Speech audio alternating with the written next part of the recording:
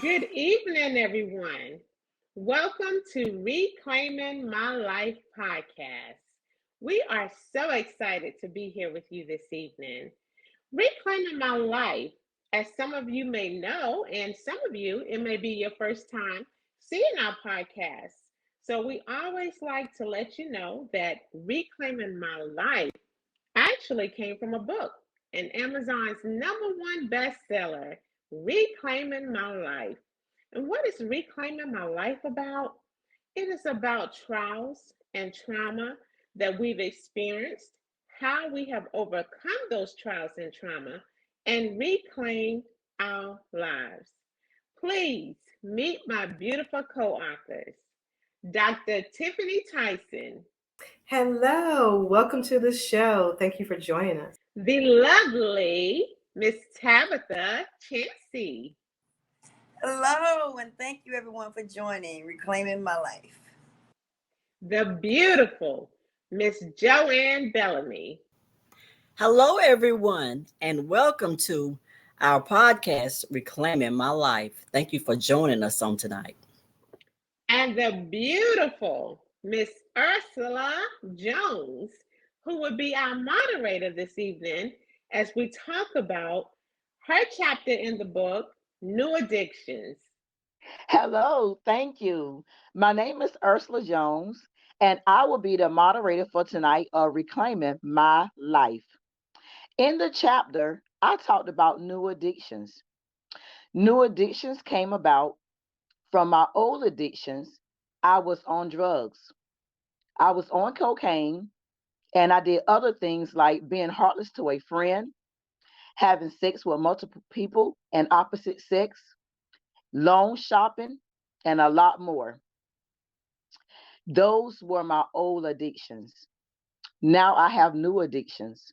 I have reclaimed my life. I am happily married. I have 4 beautiful children. I have 6 grandchildren. I am an entrepreneur and I have reclaimed my life. So that was how my chapter started of my new addictions. I want to give a definition of addictions. Addictions means the factor of or condition of being addicted to a particular substance, thing, or activity. Similar, dependency, craving, habit, and weakness. A lot of people have addictions, but sometimes they don't want to admit to it. But like I said, my addictions were drugs. You could be addicted to food, you can be addicted to gambling, you can be addicted to porn, you can be addicted to so much more. Addiction is bad. For my addiction, I had to pray my way out. I went through a lot. I shamed myself, I shamed my character, but I had to look at it. I had hope. I started praying and asking God to help me because I wanted to be delivered. I no longer wanted to be on drugs. I want to tell you something. I didn't say this, but how I began to get on drugs, I went through the state of depression. I had a boyfriend that got killed, and he was a drug dealer. So the people who I hung around with, they were on drugs, and that's how got introduced to drugs. So that's how I got on drugs. I had to watch the company who I had around me. And after I did that, after I prayed and asked God to deliver me, I was okay. I want to bring on the visionary author of this book, Claudia Massey. Hello, beautiful. Hey, Claudia, how are you doing? Hi, I am wonderful. How are you? I'm doing great. So, Claudia, as you've been a life coach, can you share with the audience the help you offer if someone is in need for help on addiction, and how could you be of any help to them to get back on track? Yes, of course. But first, I just want to say, listening to your testimony, I am so glad to hear how you reclaimed your life. Thank you. Thank you. It was Yes, the help of God. yes. Well, first of all, what I like to do is find out the why. What led this person to the addiction? Okay. Um, a lot of times we may find that a person has been traumatized. So let's just use they have been sexually violated, and it could have been by a family member or anyone, just traumatized, okay? And that being traumatized and not sharing with anyone, just suffering in silence. And we're noticing behavior changes and things like that. But because we aren't talking, we don't have that talk therapy. We don't have that outlet. We may feel worthless. We may feel useless because of, we've been violated, so a person can turn to drugs. It could be a person may be going through an illness and they're on medication and they become addicted to the medication, which, they start feeling like I need something stronger. And Mhm. then that can lead to a drug addiction. It could be from neglect from parents, when children or preteens, they feel neglected, they feel alone, they want to turn to drugs. Is attention seeking, okay? Just pulled in by the wrong crowd. It could be your environment. And when I say pulled in by the wrong crowd, it could be friends, it could be family, and it can also be even witnessing your parents doing drugs. So you feel my parents are doing it, it's the right thing to do. But ways that I try and help is, I help them navigate through stressors that leads them to the temptation or to the addiction. I may suggest an accountability partner, someone that will check in with them weekly, maybe do drug tests weekly, start managing their funds for them.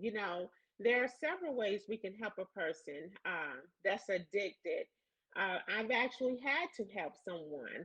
So, not only from my educational experience being a life coach, but also from personal experience of helping someone um, be free from a drug addiction and find new activities for the person to do to keep them engaged, to keep them productive, to help them stray away from those negative emotions that lead them to the temptations of the addiction.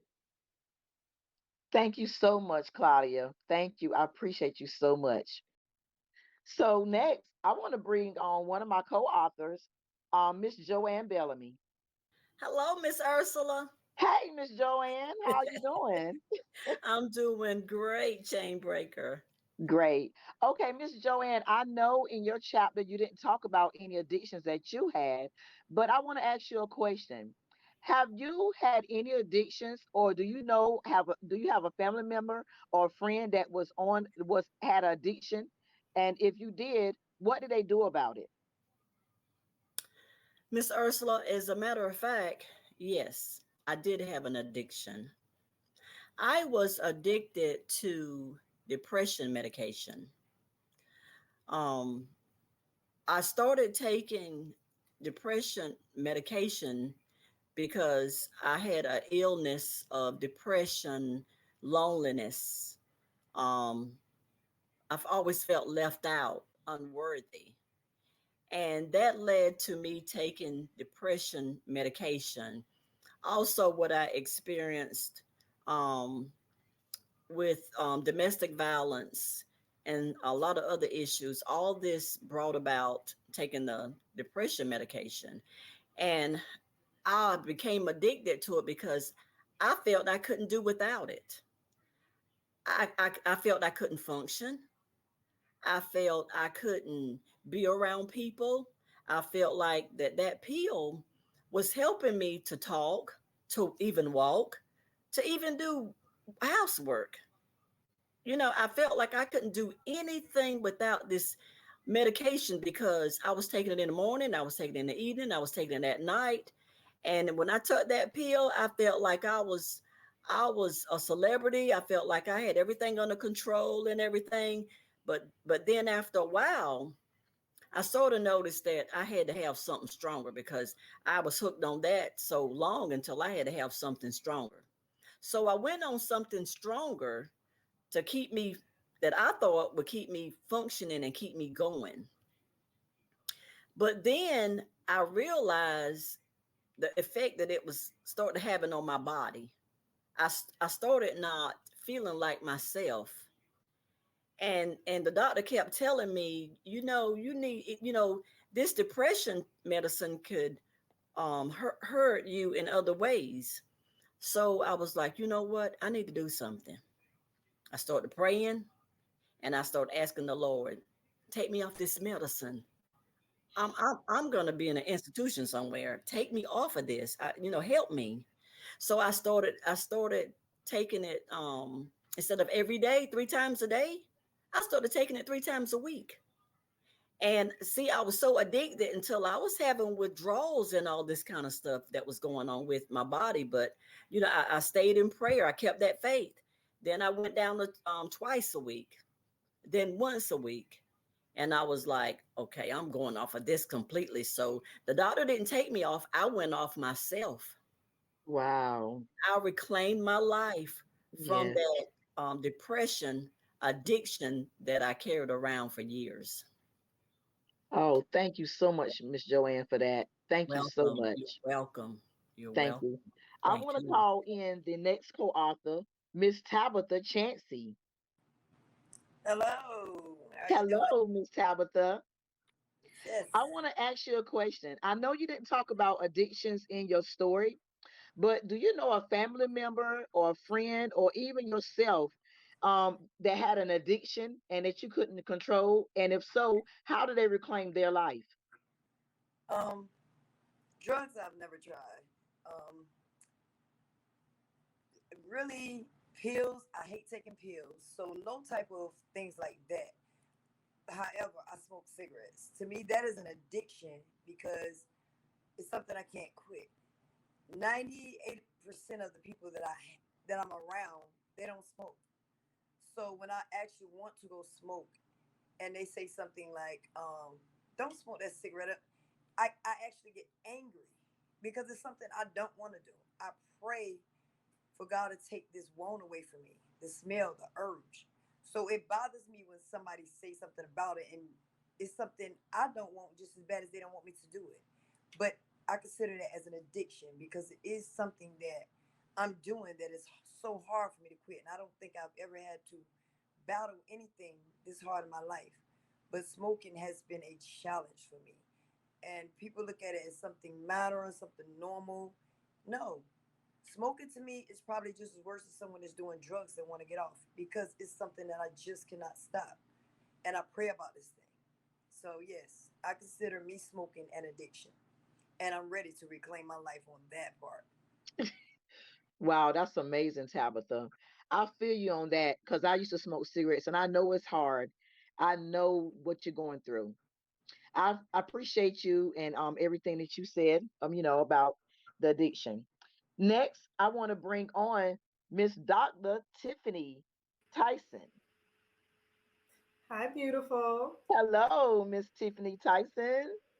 Um, Miss Tiffany, could you sum up the addictions and give us, the audience, some information or number or place or something that somebody that has an addiction, will have hope? Because when I was on addiction, I didn't have, like, I prayed, I didn't have no friend to go to. I didn't know about nobody, no kind of help, extra help I could have went to.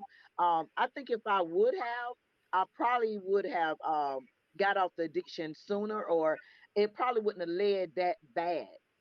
But I didn't have any help. So could you tell the audience some point of views, of addictions and how they can get help and where they can go and what they can do? Sure. So it's important to know that addiction can actually affect the entire family. And so it's important not for only the person that's using the drugs, but also the family to get help as well, because they're watching their loved ones go through this, and sometimes they may feel helpless, like they don't know how to help them. So one thing that the individual themselves can do is either seek counseling. And so counseling is available through either an outpatient setting or either through a health coach. There's also detox programs. So hospitals do have detox programs, and you can actually go to the hospital and let them know, especially if you're dealing with alcohol. There's a 7-day detox program. There are also residential programs if you feel like you need a longer stay. There's residential programs. For the family members, there is Nar-Anon. Nar-Anon is for Narcotics Anonymous. It's also helping the family members who have loved ones that are abusing narcotics. There's also Al-Anon, which is also for family and friends of individuals that are abusing alcohol. It provides support for them as well. And some of these programs offer a 12-step program. There's also Alcohol Anonymous. There's also Narcotics Anonymous for the individual that's actually dealing with opioids or Percocets or also alcohol. And these are often 12-step programs. And there's even religious-based programs that offer biblical help. They offer different activities as you're going through these 12 steps. And sometimes they have yoga, sometimes there's art involved. And then they also have therapy as well. And in these groups, they have people that can be your support or your mentor. And if you're struggling, like someone mentioned earlier, they had different cravings or different triggers. And so you can have someone to help you be accountable. You can call up your support person, say, hey, I just rode by this particular restaurant, or I just rode by this particular drugstore, or either this convenience store. When I see this store, it reminds me, or I saw my old friends hanging out here. And so you can call them, and they're there to kind of help talk you through, hey, let's go do something else. And so they're offering your mentor or your support person. And there's also SAMHSA, and we'll put the 1-800 number up. There's also SAMHSA is a 1-800 number that you can find different support groups within your area, whether you live in Houston, whether you live in LA. There are different, SAMHSA has a 1-800 number that you can actually go to and find these different support groups. And so there is help out there. The important thing, though, if you have a friend or a loved one that's going through this, not to be judgmental, be compassionate about what they're dealing with, and understand, as Ms. Claudia mentioned earlier, there are different reasons that people become addicted. They may be experiencing a trauma, or they may be dealing with depression or anxiety. Some people are self-medicating, or say if they've just had surgery and they're having pain. And sometimes individuals can become addicted to the pain medication. And then also helping loved ones recognize, if you're at home, if you have a loved one, recognizing the signs of abuse to be able to help that person. And sometimes when you ask that person if they're using, they may be in denial. They may not tell you that they're abusing because they don't want you to know. And sometimes they may feel shameful or embarrassed that they're even, in this particular place. And so it's important when you talk to them to be compassionate and non-judgmental, provide a listening ear. And then, like I said, list some of these resources or talk to them about different resources, or, hey, I know this particular community health center. They're here. They're able to help you with your addiction. Thank you so much for all the information, Dr. Tiffany. I really appreciate you. You're So so now I want to turn it back over to the visionary author, Miss Claudia Massey. Thank you so much. Thank you, Ursula. Thank you for sharing your story and giving hope to others that are actually going through such a challenging time with an addiction.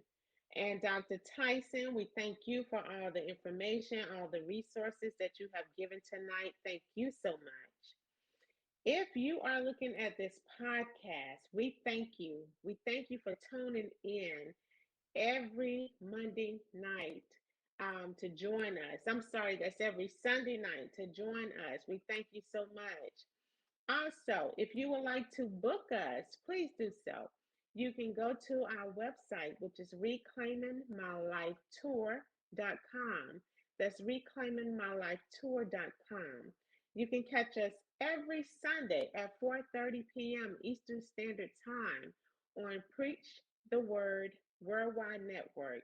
If you are in Atlanta, Georgia, you can catch us on the local TV station, which is WYGA 16.5. But you can always download the app, Preach the Word Worldwide Network, and catch us live there. We thank you as always for your support, your love, your encouragement. If you or a family member, if you're going through anything tonight and you need to reclaim your life, always know that there is hope for healing. Thank you for joining.